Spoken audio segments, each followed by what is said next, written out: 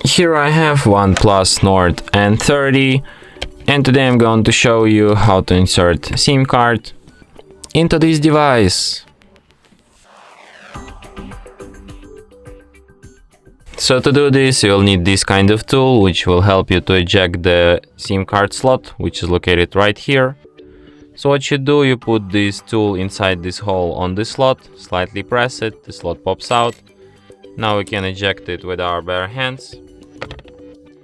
So from this side you have SIM 2 and from other side you have SIM 1. So let's insert SIM 1. And then put it back into our device, just like this. And as you can see, it immediately requires PIN code to my SIM card, which is the proof that SIM card is detected. And that's it.